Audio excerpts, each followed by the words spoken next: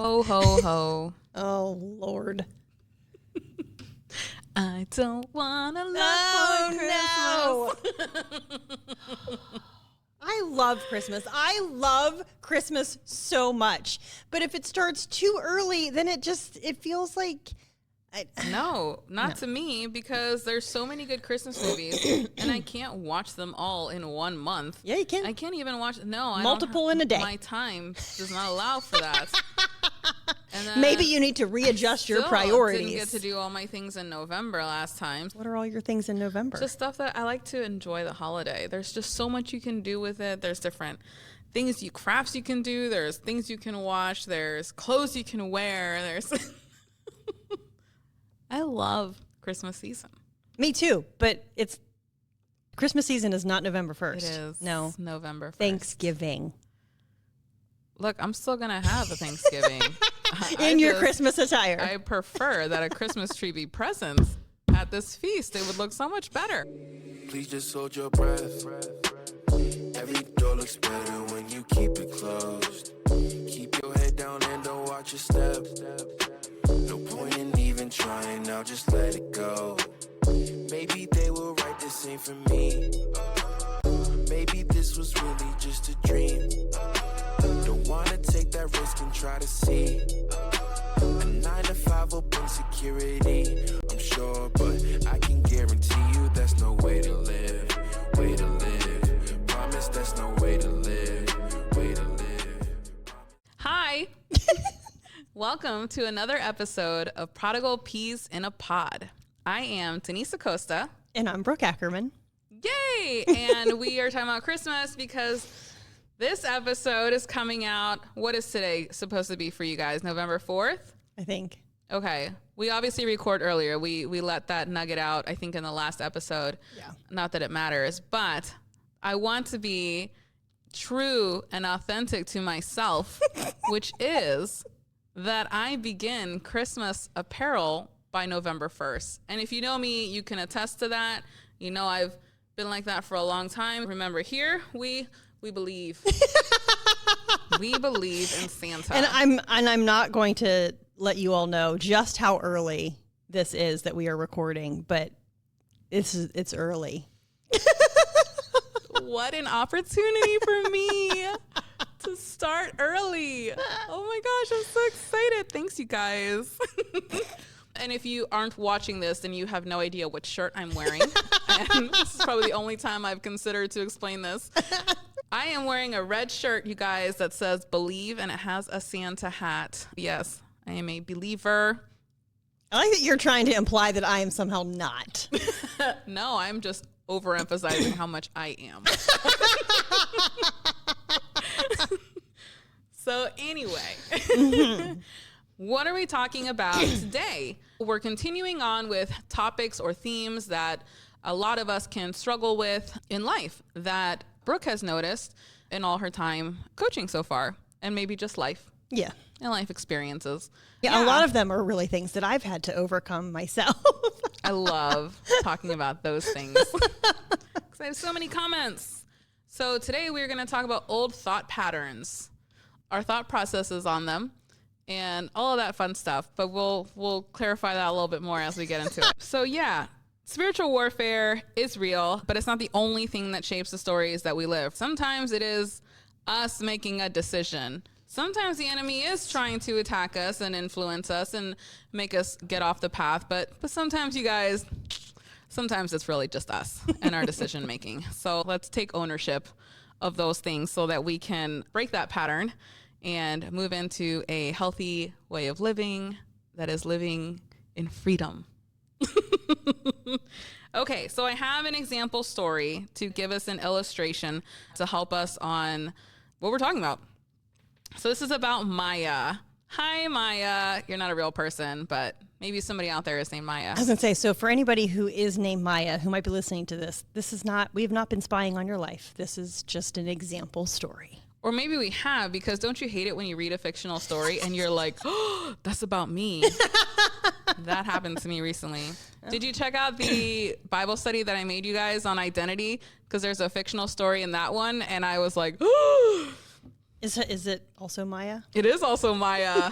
Or Maya. I'm using that name. She's got a lot going on. You know, she's got a lot to give. Her life is one that just keeps on giving. Okay. So here's Maya's story. We're calling it the unheard child. So when Maya was in elementary school, she often came home excited to tell her parents about her day, but her dad was usually distracted by work and her mom was juggling younger siblings. Over time, Maya stopped sharing. She quietly decided, what I have to say doesn't really matter. So years later, as an adult, Maya found herself in meetings at work holding back ideas. Even when she had something valuable to contribute, she'd tell herself, no one really cares what I think anyway. That single childhood interpretation had become a deeply ingrained thought pattern, shaping how she showed up in relationships and opportunities. So I think a lot of us can maybe relate to Maya's story to some degree, or can think of an example in our lives where we have done that. I don't know if any of us really realize the impact of a certain situation from a very early age and how that really ended up shaping how we live today. Or maybe we do realize and decided to do nothing about it, which again, you guys, that was our choice that we made, not the enemy. So what do you want to start us off with on that, Brooke? I love your example because the first time that something happened with Maya in this story is when she was young. And I know a lot of times people think about counseling or coaching and it's like, why does it always have to go back to when I was 5? Why does it have to go back to my parents? Why does it have to go back to my family? Because it does. Mm-hmm. Our story tells us a story, and our stories begin at the beginning when we're very, very young. I was just talking to somebody recently and I was asking her questions and she was making these realizations and then she goes, oh, that's childhood stuff. Yes, exactly. And that's when this happens, is that these messages get in when we're very, very young. And it happens when we don't necessarily have the tools to distinguish between what isn't true and what is true. We don't know how to process any of this. We don't know how to regulate our emotions as well as maybe when we're an adult. And sometimes as adults, we don't know how to regulate emotions well either. But these messages get in when we're very, very young and we don't necessarily know that they aren't true. And so then we continue living out. It's almost like we walk a path that is rooted in lies, but we don't know that they are because it's all we've ever known. It's the only thing we've ever experienced. And until something or someone gets our attention and points us to what is actually true, then we've inadvertently continued this pattern in our lives that we never even knew it started. Then we didn't know that we could make changes to it. And so before we dive too far into this, I just want to encourage you to, you've heard us say it so many times, be kind to yourself as you're making these realizations, because you are not going to be able to continue to be critical toward yourself. There's no room in this for, well, I wish I would have seen that sooner because then I could have handled this better, because you didn't know. You did the best you could with what you had. And again, you were probably very, very young when any of this started in your own story. And so choose to be kind to you and choose the perspective of, now that I'm aware of it, now I can start making the shifts to change whatever this pattern is that has developed. And even look back at younger you with kindness, because again, you did the best you could with what you had, and chances are you were very, very young and you didn't have anybody pointing you in a direction that was a better alternative for you. The whole concept of believing lies was really hard for me to grasp. And I've brought this up a few times. And I don't know how many times you guys like me bringing it up, but I'm going to keep bringing it up because I needed to hear it many times. Being outright told, no, that's a lie. How do you know that's a lie? Those are thoughts that I would have. I was like, no, that's not true. That's a lie that you believed when you were younger. And I was like, no, that was true. I mean, I would not have lived my life this way if it wasn't true, if I didn't believe that it was true. And so I do get hung up on the whole, like, these are lies, or not so much anymore, but like starting that whole process for me, I don't know what and it's hard for me to put into words, but it took a long time to even consider that it was a lie. And I don't really know the thought patterns there for that. But if you are struggling with that, I would definitely consider still having those conversations and dig a little deeper with God on it. But if you have any insight to add to that. And that's the really difficult part. There's so much about this that's difficult, but that the lies come in when we're very young. They are usually attached to an event that happens in our lives, something painful, something that's sad, something that's beyond our ability as a very young child to handle. And it's almost like the event happens and the lie gets Velcroed to it. And so they can't be separated as far as we're aware, because it feels true in the moment. This is an example I use often. It's an example from my own life, so that's why I use it often. It's easy for me to explain because I lived it. But at different times in my life, friends stopped being my friend. And the lie that got attached to that event is, you must not be worth sticking around for. There must be something wrong with you.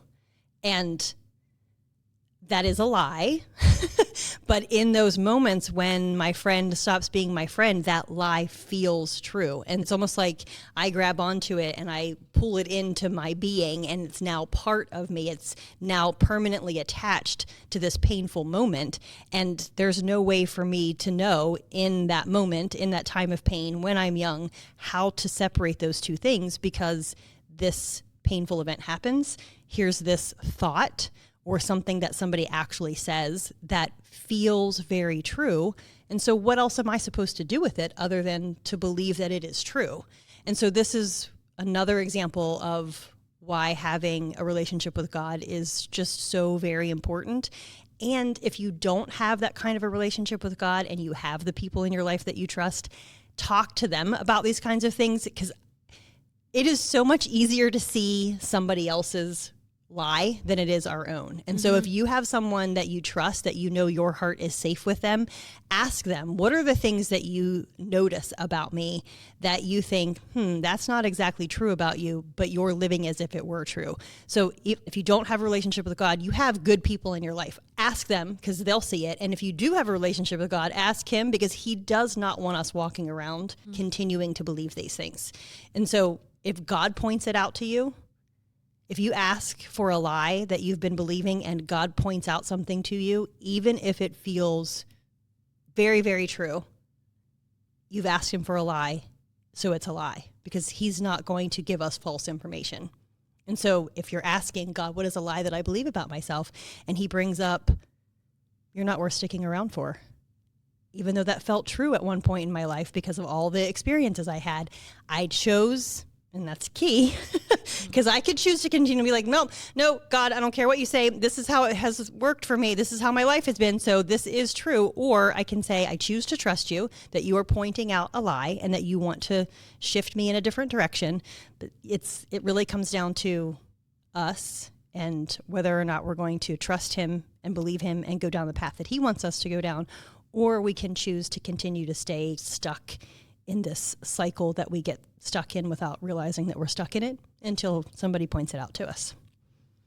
We talked about ability to choose in our last episode. We did. It's pretty key. Something you've probably heard us say often is when something feels true. And just in case that didn't fully land, just because something feels true does not mean that it is true. Let's hear that one more time. Just because something feels true does not mean that it is. Like you were saying, it took you a while to understand that these things are lies. And it's tough, because I've sat across from people where I will point out to them, hey, you keep saying this phrase, you keep saying this belief that you have. I'm not exactly sure if that's 100% reality. And they're like, well, no, you don't understand. And they give me life experience after life experience to back up this thing that they're believing about themselves. And that's another thing that makes it tricky, is we have these lived experiences that almost feel like proof. It perpetuates the lie that we've come to believe.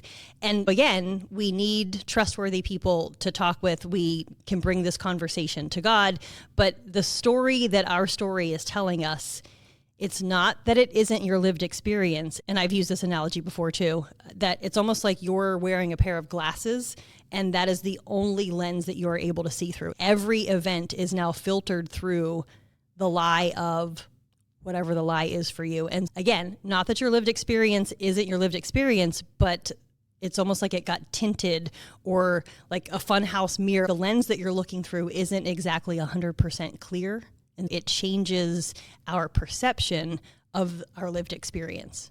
It's not that you're not able to dig through that one on your own, but it has been very helpful for me personally to have somebody else help me dig through my own things. And I've sat with so many clients, and this is exactly the kinds of conversations that we have, is let's get to the bottom of these things that you're believing are true when they're really not true at all. So it's hard to initially grasp this concept of that we have lies. And so we move into our ability to choose otherwise once God has revealed a truth. And then it is up to us to make a choice if we're going to still live in that or not. And that is way easier said than done. I know that was really hard for me. And so I was hoping you could maybe talk a little bit more on that. I have a better understanding of it now. It's far easier to make that choice, or at least understand the concept of it. But it is hard to let go of something like, well, what do you mean that's not true? I can't just start living out of this new thing that just got brought to my attention because somebody said it. Because it feels like that just because somebody said it. We don't want to say that God's voice doesn't mean anything. But if we're honest with ourselves, it feels like, well, just because one person said it doesn't mean it, when I have 50 people or experiences that say otherwise. And so now I'm just supposed to believe this and live out of it. There's almost like a disconnect with who you are as a person during that time. You want to share some more on that? Sure. Because this is a pattern that develops, we're not talking about one moment of pain or difficulty. And it's not necessarily the same event that keeps happening, but it's almost like there's a theme to your life. Like kindergarten friend and I stopped being friends, 4th grade friend and I stopped being friends, 7th grade, high school, college. I was married to another person before John Ackerman. Hi, John. Hi, John. And that marriage obviously ended. So there was a theme, there was a message that kept occurring in my life. And so the first time God brought my attention to me believing this lie of you're not worth sticking around for, I did exactly what I just said. I was like, God, but I have all of this evidence to prove otherwise. So what do you mean that that's not true? That's what I've experienced. That feels very true. And so it wasn't like flipping a light switch.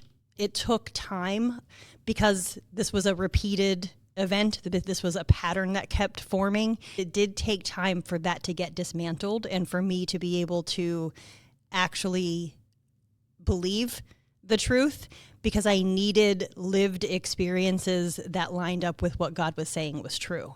And so as much as I would have loved for it to be quick and like flipping a light switch, it took time. It took multiple conversations with God. It took me having to risk again and trust friends and enter into new friendships with, in the back of my mind, feeling like, well, this friend's probably just going to leave too. And I had to acknowledge that belief was still there, that feeling was still there, but trust God that he was actually telling me the truth and that I was worth sticking around for, and allow myself to take a risk and see if this situation would play out differently. And now I know that a friend not being my friend anymore it might sound really mild to some of the things that are in your stories. And so I'm not saying that this is an easy thing. I'm not saying that just because I was able to do it, you should be able to get over your tough thing and walk out a different path. But this difficult thing was my difficult thing, and you have your difficult thing, which is why we all need to pursue our own relationships with God. But it does take time. It takes vulnerability. It takes kindness toward yourself as you're in the process, but it will take time, because as you are getting rid of the lies, as you are saying, no, I don't want to live with this belief anymore, you have to allow yourself the time and space to experience new things and let that become your new reality. I wanted to add a little bit more in that it's nice that nowadays we live in a culture where our mental health is prioritized. And so when there are unhealthy habits and we want to be healthier, address them, fix them, whatever it is, we now live in a time where people are willing to help you and don't look down on you for it, or just any other negative connotation that might come with that. Take advantage of what it's time to be alive to start working on these things. And I've said this before in another episode, but I just want to say it again. For as long as the thought keeps popping up, I'm going to just keep repeating it. you were talking about engaging in the situation with new friends. Am I going to get hurt again? And that whole thing. I wanted to offer a different perspective, which was mentioned in a recent episode too, of is it that we're putting our trust in that person? Are we letting them control our happiness or having that power? Or are we actually putting our trust in God for these things and the plans he has for us in life? Because should that person hurt us again to some degree, we're not walking this alone. It's not like God's like, oh, that's too bad. Come see me when you feel better. No, you have God to work through those things to address maybe a new issue or lie that's been in there that you hadn't addressed yet, whatever the case may be, but you're not going through this alone. And so it might be worth reflecting on where we're placing our trust and where we're placing our power. Who are we going to give the influence to for the direction of our life? And in that same example with friends not wanting to be my friend anymore, when that happened again, before God got my attention, I allowed their choices, their behavior to then be the sentence on who I am as a person, because I didn't understand what it meant to get my identity from God. And so my identity was wrapped up in whether or not this person's my friend, or if this person thinks I'm a good friend. And that's a whole deeper issue. And we did talk about identity, but we could do 12,000 episodes on identity and still not run out of things to say. But another thing that I was thinking too is, not only I can't allow somebody else's decisions, choices, words to be the final statement on who I am as a person, but in that process of not believing the lies anymore, holding on to what God said was true about me, engaging in new friendships, I also had to make the choice to change my language about me and about situations, because we said in another episode that our words create thoughts, our thoughts create beliefs, and we live from our beliefs. And so there were moments where I would meet somebody new and I would think to myself, oh, is this going to go the same way these other friendships have? And that's a real feeling, and I needed to acknowledge that. And I could either stay there and stay focused on this friendship is going to go just like every other one, so why would I even bother? That was for a very long time the script that ran in my head. And once God got my attention, I then also needed to make the choice to change those words. This is risky. It feels scary, but I'm going to take the risk. I'm going to trust and hope that this friendship turns out differently, and we'll see how it goes. I can either stay focused on the old pattern, which then it's not surprising that I get stuck in that old pattern, or I can start making shifts. I can start making changes, and that leads me to something new and different. Or I can stay stuck in the old pattern. And so there, again, our choices do have a much bigger role in this than we might think. None of this is inevitable. Nothing is always happening to you. You can choose to happen to the situation. And again, I know some of your stories are difficult, and I'm not saying that this is oh so simple. Here's your 3 steps. Now go on and live a perfect life. It's process. It requires healing. It requires trust, but we do have a part to play, and only we can be responsible for our part. We can't control what other people are doing or saying or thinking or how they're treating us, but we can be responsible for how we respond to the situation or to a person. So let's talk about some of those things that are keeping us stuck in those patterns. So when some negative event occurs, we obviously don't like how it feels. And we don't like how when that lie gets velcroed to the event and they now seem inseparable, that adds another layer of, I don't like how this feels. At the bare minimum, it's uncomfortable, but more often than not, it is very painful. And so what ends up happening when we don't realize that we can ask God questions, when we don't realize that going and talking to somebody that we know loves us and that we can trust them, when we don't realize we have those options, or we're too afraid to pursue those options, we end up turning toward ourselves, and we end up finding ways to comfort ourselves, protect ourselves from this happening again. And while I don't know all of you, but I'm going to say you're very wonderful people. And I know So us. wonderful. And I think we're wonderful people. I think we're wonderful too. But as wonderful as we are, we're in a situation that is painful. We're in a situation where we feel afraid. And so our decision making in the moment to take care of ourselves is probably not at its best.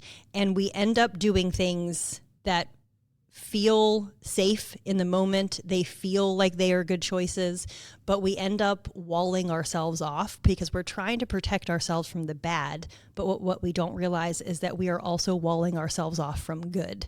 So in my example, there were people who wanted to be my friend, but because I was so afraid of being hurt again, I kept people at arm's length. I kept pushing people away. And I was helping to recreate this cycle, this pattern that I didn't actually want. But because I was so afraid and I didn't want to let more people in because I believed they were going to hurt me again, it was like a self-fulfilling prophecy. I expected you to hurt me. And so then I kept you at arm's length. And that was uncomfortable to that person. And so they thought, well, I guess Brooke doesn't really want to be my friend. And so they would pull away and I would be back feeling like, well, this person doesn't want to stick around. They don't want to be my friend. There must be something wrong with me. And round in this cycle that I would go. But again, we don't realize necessarily that these ways that we're choosing to protect ourselves is actually working against us because it's a painful moment. It's something that's very sad. We are hurt. And all we can think is, I don't want to be hurt again. And we end up, unfortunately, contributing to the pattern or the cycle. And we help the same thing continue to happen to us. And I'm not saying that as in it's your fault. It's, again, we're doing the best we can with what we have at the time. And we're not able to see ourselves or the situation clearly. And all we are focused on is, I don't want to be hurt again. And that's hard. And we don't make the best decisions. So I had made a comment before we were recording today, and I'm going to go ahead and share it with you guys too. If you've spent some time in church, you may know this concept as stronghold is the term that gets used. And our senior pastor had done a sermon series on this. Hi, Brian. Hi, Brian. I think a couple years ago now. And he spent a good amount of weeks, guys. Not like 1 week, not like 2 weeks. I remember it was at minimum 5 weeks, I feel, maybe even 7. And he's talking about strongholds and why they're not good and they keep us from things and okay. And so after sermon, I meet with my group and we do a sermon discussion. And I could not understand what a stronghold was. I did not know what he was talking about. And, well, Denise, why didn't you ask in class? Well, because everyone knew what it was and they were so engaged and sharing things. And there was a lot of good progress being made in the discussions. And I was like, well, maybe I'll just figure it out along the way. And it wasn't until this other class that I took that is offered here at Conference Encounter, which actually Brooke and John lead. Hi, John. And Brooke explains this story. And I was like, oh, that's what a stronghold is. Because I've done those things. And now I can think of a lot of strongholds in my life at that point. And so I was like, oh, so we're not supposed to do that? Because it was helping me. Well, I thought so at the time, and it definitely was not. Anyway, there's a lot of different areas that we all could have done this in or struggle in. Hardly ever is it just one thing in our lives. Yeah. And that's what makes these difficult to navigate as well, is that at the time, it does feel like the self-protection that we've chosen, it does feel like it helps. It does feel like it's keeping me safe. Look, I'm not getting hurt anymore. And it really, what we're doing is we've built our own little prison and we're just stuck inside of something that we thought was going to help us. And now we're stuck. And most often we can't get out of it on our own because we've relied on ourselves, which is what caused us to get stuck. So we can't now rely on ourselves to get us completely free from it, which again is why a relationship with God is so helpful. And so I was saying before about how we've inadvertently contributed to the pattern or the cycle. And there is a part of this that is our responsibility, but there is a part of it that is absolutely not our responsibility. And that is another thing that I often sit with clients and dig through is this part is yours. This part that you've been carrying since you were 6 years old is actually not yours. This is somebody else's responsibility. So stop carrying around this very heavy weight that was never yours to begin with.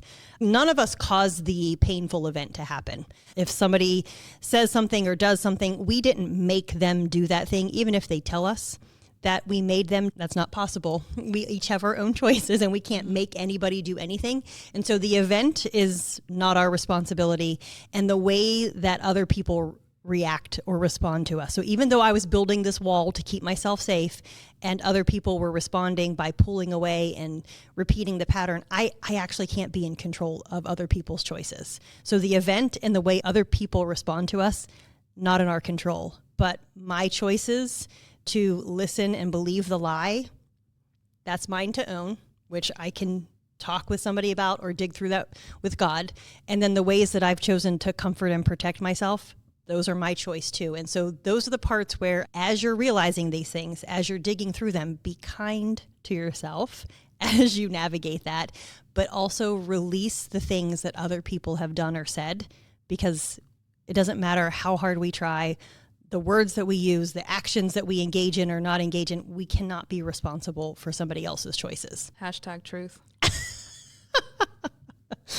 So another one of the things where figuring out what's mine to be responsible for and what's not mine to be responsible for, one of the things, and I've done this too, one of the things that we will often do is we will attribute to God something that is not his. For example, when we say things like, well, why did God lead me to this job? And it's terrible. I hate it. I'm so disrespected here. Nobody sees me clearly. We're blaming God for something that was our choice, because God may have presented that job or a different situation, a relationship. He may have presented it to you as an option, but he never forces us to do anything, because he's loving. And part of being loving is not forcing us. He gives us choice. He gave us free will. And so he might present an opportunity, but it is always our choice. And so even if it seems like at the time, ooh, this job seems really appealing, I have to decide to take it or not take the job. I have to decide to engage in a relationship or not engage in a relationship. So saying things like, well, if God didn't want me to have this job, then why did he let me have the interview? Why did he let them offer me the job? That's a fine line that we're walking there, but it always comes down to, we have choice and we have to own the things that are ours to own, but then we can release the things that aren't ours. And maybe you've thought about that in the sense of relationship. You're in this awful relationship. Well, then why did God send me this person? And it is hard. It is hard, especially if you do truly believe that God is the one that sent that. Mm-hmm. That has to negatively impact your relationship that you now have as you engage with God. But yeah, as Brooke said, let's take ownership for the choices we made. Were there signs maybe that we should have considered early on to maybe reconsider going further along in something? And did we do anything about that, or did we just keep going for whatever other reasons? And whatever those reasons are might be worth exploring and having conversations about. The list goes on and on. But yeah, to be mindful that we also played a part in all of this for where we're at today. This isn't just, well, God did this. God gave me this person, and so that's who I need to stay with. Or how can God be so awful for having sent someone so awful, and now look at me, if it was that awful of a relationship, for example. And if you do find yourself in a situation now, you're realizing, oh, I have put something on God that isn't his, or just the realization that we do have to be responsible for our own choices. Be curious is a much kinder way to navigate it, now that you have awareness to it, than it is to condemn yourself or criticize yourself. So, for example, if you're in a job situation where you felt like, I did feel very led to this job. It did seem like the doors kept opening, and so I kept walking through them. And now this isn't the job that I thought it was. This isn't working out well. However, it has gone sour for you.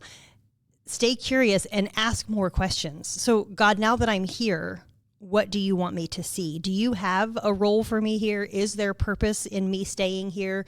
Do you have a different path for me to go down?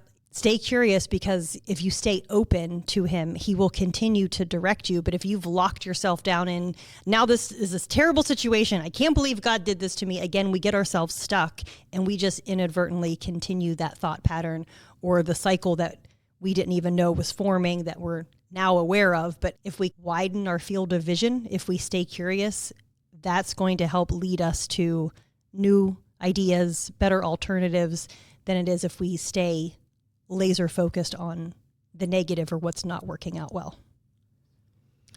Going back to the ability to choose and changing these thought patterns, some of these things that started early on in life and childhood, maybe it started at a time when you didn't feel like you had a choice. The choice was just that, to do that, to believe that very thing. The concept of now as an adult that you can choose not to is kind of a foreign concept. When we were in Peru, we were in this bus and we were driving down some roads that an American bus would not have survived. These tires would have popped a long time ago. And I've got my head up against the glass, beautiful scenery. And I'm thinking about this tire and I'm like, oh my gosh, what if this tire pops? We have this bus is full of kids and it's not like there's a place out here that could swap it out. And this whole thing is going in my head, right? And I'm like, well, I can change my Jeep tires. I mean, it's probably kind of the same thing. If I had to do it, I could probably figure it out and we could be all right. And I catch myself in this whole thing happening in my head. And I end up saying out loud, why am I like this? And John was sitting next to me. Hi, John. And John's like, what? I'm sitting here in my head playing out all this, worrying about a scenario that hasn't even happened. And John, so matter of factly says, oh, because you were made to be responsible for things that you shouldn't have been at a very early age. And I was like, oh my gosh. Like, what? Like, mind blown. I don't know what face I had, but I still think about it. It totally hit the nail on the head. And I was like, wow, yes, there's some parts in my life where I can see the evidence of that, of areas where I'm still letting that be a thing and having a hold on me and believing that lie that is my responsibility and no, it's not. And it's a really good example of why, earlier in the episode, I was saying, why does it always come back to childhood? Because it does. And that's the thing, that those places in us, those very young places in us, are still in need of healing.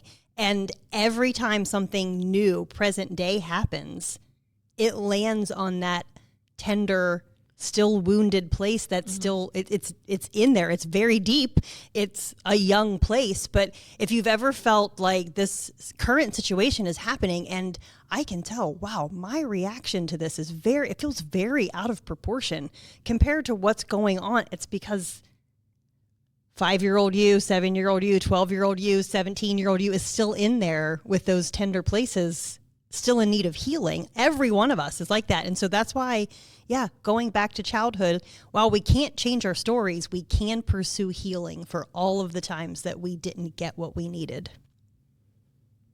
If you haven't noticed, we've said a couple of different times now that bringing these things to God is definitely going to be helpful. He will bring clarity to some of the things that feel kind of foggy and murky.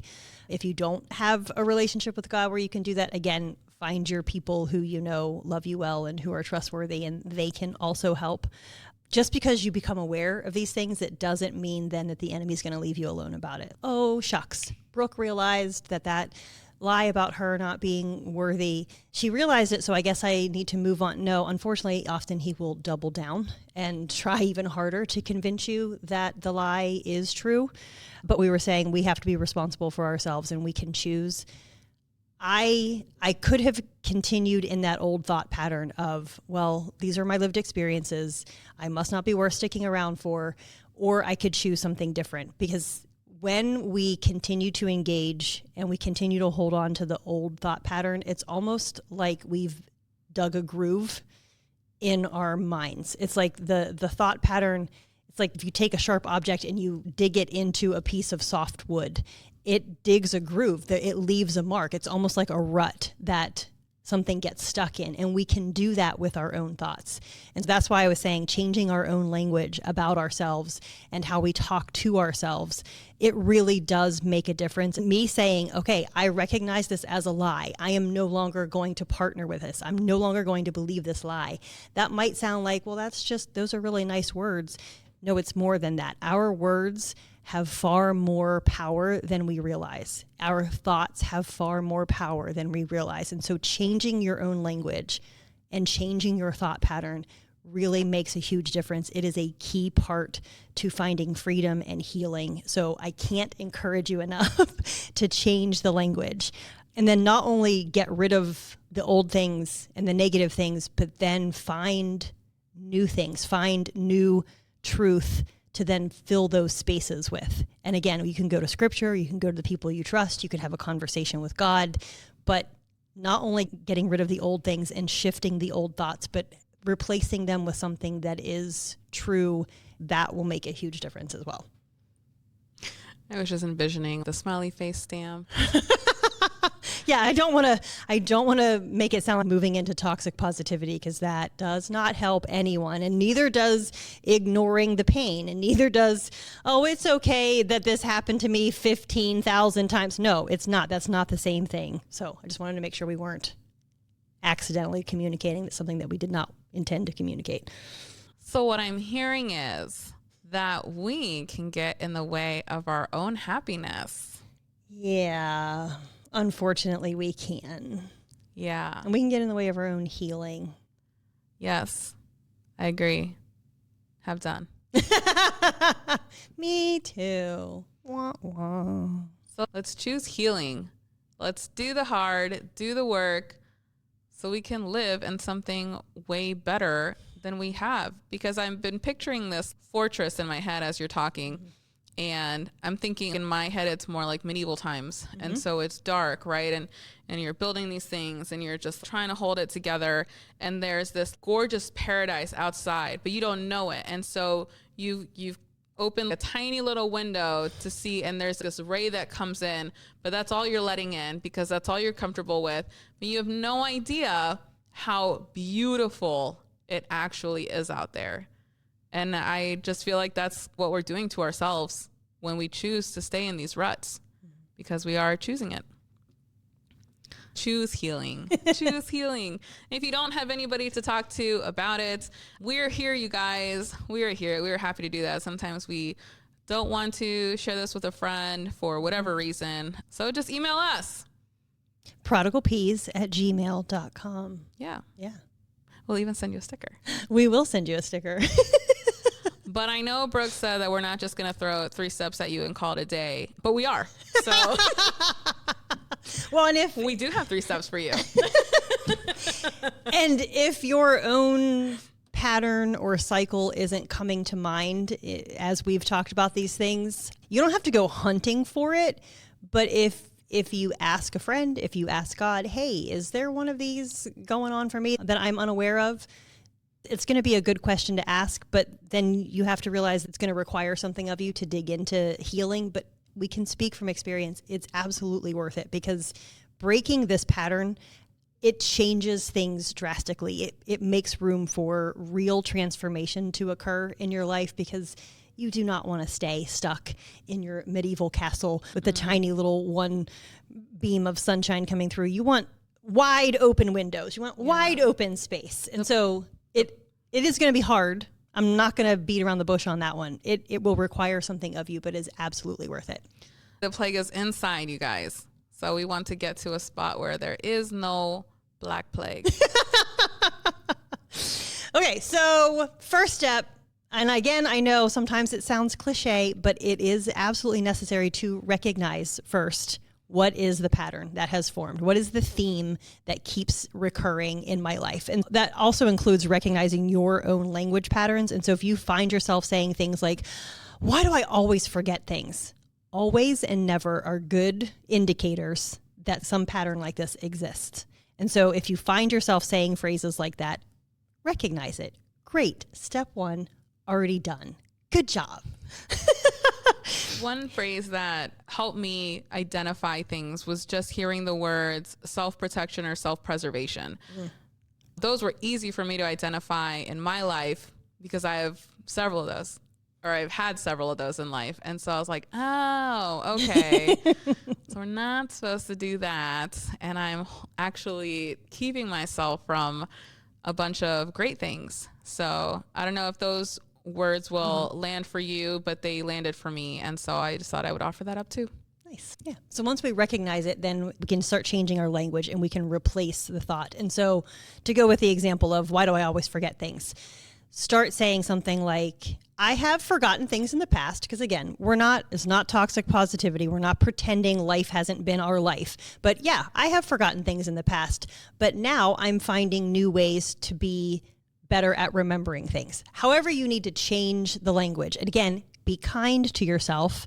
Being critical of yourself is not going to help, because then we're just heaping on to the old thing. But we have to recognize it, and then we can start to replace it. And then we need new lived experiences to reinforce. Choosing kindness toward yourself as you navigate this pattern is going to take you much further. It's going to accelerate the healing and the freedom, because the more that we criticize ourselves, the more that we're partnering with the old. And so be kind to yourself. Reinforce. I don't know why I was picturing bricklaying.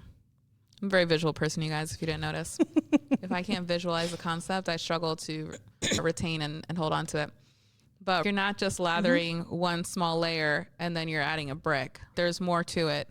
For starters, there's a lot more of whatever you call that stuff in between, 2-layer, and stick them together. And then you're stacking more. You're reinforcing it all the way through. It's mortar.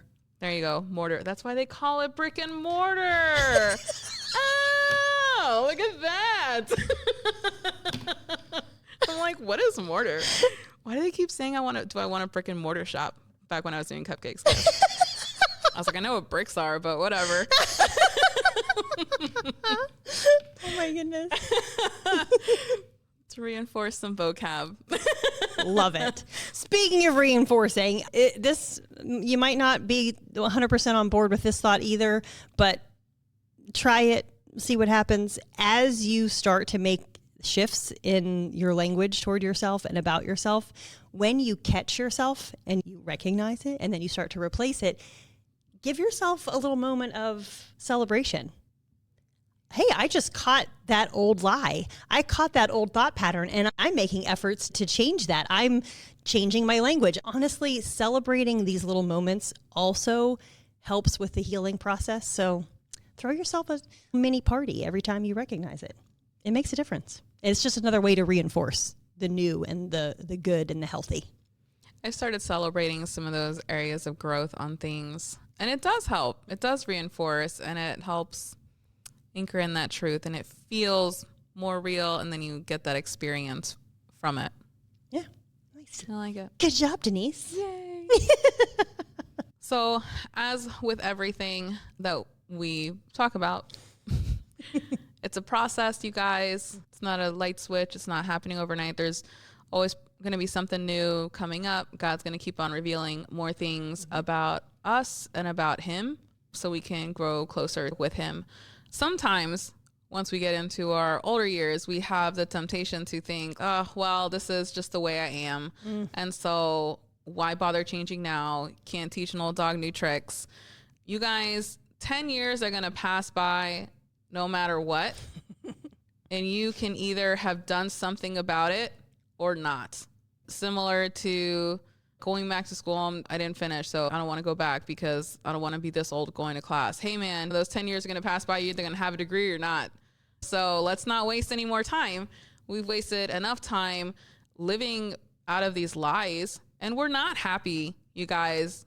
I don't care what you say, what you try to convince yourself that it's working and that I'm protecting myself and I would rather this than be hurt in that way. Shut up. We are not happy about that. We are not living our best life. That's another lie. Try to unpack that one. So give it a shot. Give it a shot. It is hard. But it's so worth it. It really is, you guys. And again, we keep saying it time and time again. We're here too. If you want to talk to us, we're happy to have these conversations. I got plenty of examples of strongholds to go through if you're looking for some. Yeah, we are definitely on this journey with you. So there's always room in the pod. Come talk to us. Come hang out. Sure is. We hope that there was something in this that was helpful for you. If you have questions or want to let us know that it was helpful, leave us a comment. You can send us an email at prodigalpeas@gmail.com. We'd love to hear from you. And thanks for hanging out with us, and we'll see you next week. Okay, bye. Thanks for tuning in to another episode of Prodigal Peas in a Pod. Not sure how you found us today, but be sure to like, subscribe, and follow so you don't miss out on any other episodes. And you can find us on most podcast platforms like Spotify, Apple Podcasts, YouTube, and Amazon Music. If anything we said today resonated or got you thinking deeper, share it with a friend, leave a comment, or shoot us an email over at prodigalpeas@gmail.com. If you didn't know, this podcast is a merge of both of our brands. I am Misfit of Creation, a SoulFood ministry. You can find me on Instagram, on Facebook, and on YouTube. I also have an Etsy shop where you can find downloadable tools that will help you grow in your walk with God. And that is misfitofcreation.etsy.com. And if you're looking to be a monthly supporter, you can also find me on Patreon. My mental and emotional health coaching practice is Blueprint Heart and Mind Coaching, and you can find me at blueprintheartandmind.com, where I have a blog, and you can also make an appointment with me. And you can find me on Facebook, YouTube, and Instagram. We'll see you next week. Okay, bye. I get it now. I need to be myself because a copycat can only do so well. Love with everything that makes me who I am. Don't need a backup plan. I hope they understand that I'm doing better today. I got me a mission, I got some fruition. You down to stay out the way. Can't seek validation from people who hating. I got my mentality straight. Shout out to God, I've been keeping the first. You've been working and paving the way. And now I can guarantee you that's the way to live. Way to live. Promise that's the way to live. Way to live. Promise that's the way to live. I want a natural tree. I grew up with artificial, and when I became an adult, I decided I wanted to go with When I became an adult, I decided to wear my Christmas stuff on November 1st. Yeah. So I have to wait till later to get a Christmas tree. But part of me why don't you do both? I'm really considering doing it anyway so that I can have a tree in November and then just like move it downstairs or something and then have the fresh one there you upstairs after. Yes, best of both. It's that brain cell.